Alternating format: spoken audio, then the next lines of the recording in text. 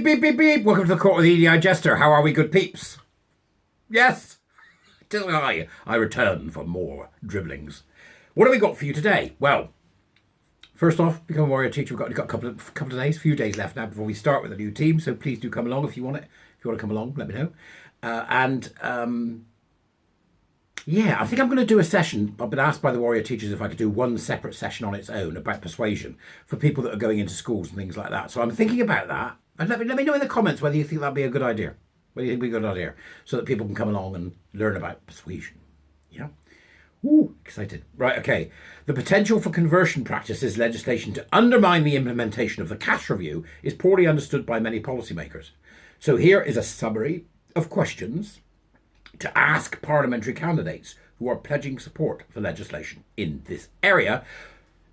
This is provided by Bayswater Support at Bayswater SG, who are stalwarts and long-time defenders against the horrors of gender identity ideology and queer theory, who provide absolutely marvellous support to parents and others who need it.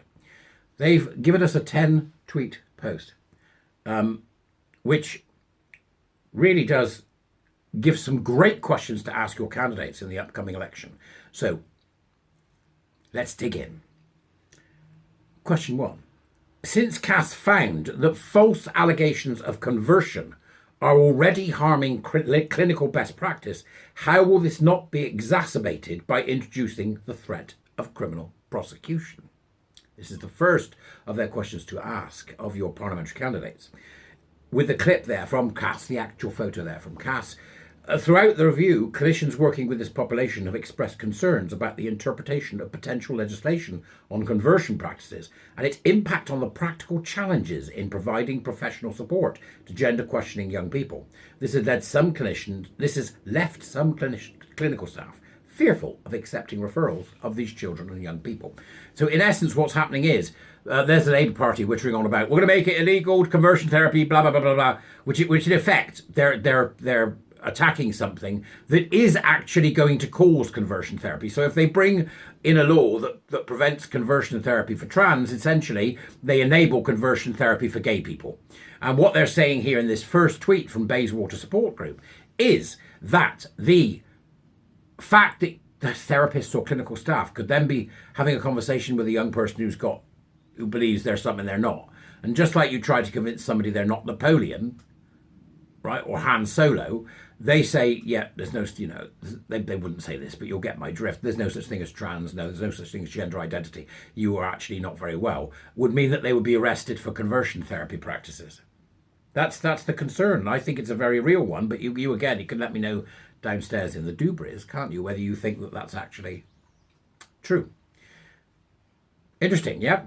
The second one we've got from Bayswater Support here is, have there been discussions with the new NHS gender services to understand the existing difficulties in recruiting staff due to fears of false allegations?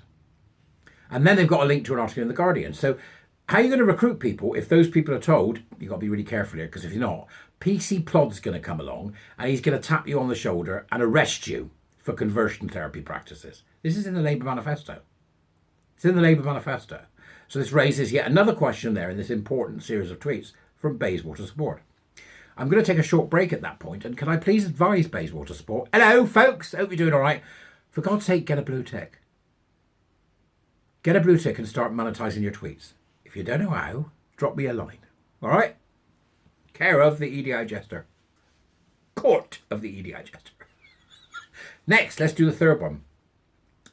How will legislation avoid further polarising debate about the best way to support patients with gender dysphoria, particularly since exploratory therapy is sometimes falsely framed as conversion? You know it's going to happen. They can put all they want in the law. No, you can't criminalise therapists. You can't. So what they'll do is you can't criminalise therapists. You can't criminalise priests. You can't criminalise counsellors. You can't criminalise teachers. You can't criminalise X. So they'll have to put all these caveats in. And even with the caveats, the police will still overreach because the Royal College of Policing is captured by gender identity ideology, and the police will do what the Royal College of Policing says. And Labour are there going, yeah, this is a good idea, isn't it? God, it's just insane. Absolutely insane. Next, let's go for the next question. What evidence is there to support making this a legislative matter rather than an issue for professional regulators, as suggested by Dr. Cass when addressing MSPs, members of the Scottish Parliament? Right. I even have a problem with that. So you're going to get it's not going to help, is it, either way? So either you're going to get done by the police or you're going to get done by a professional body. And whether you get done by the professional body or not doesn't matter. It's the process that is the punishment. It's the process that is the punishment. And that's the problem we've got. That's the problem we've got.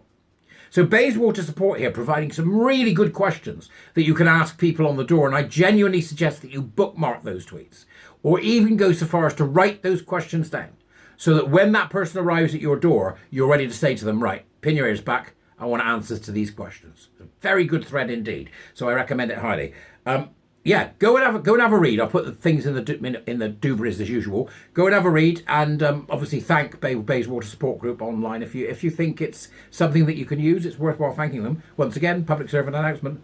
Bayswater Support, will you please get a blue tick and monetize your tweets? This is me doing my everything needs to be monetized thing.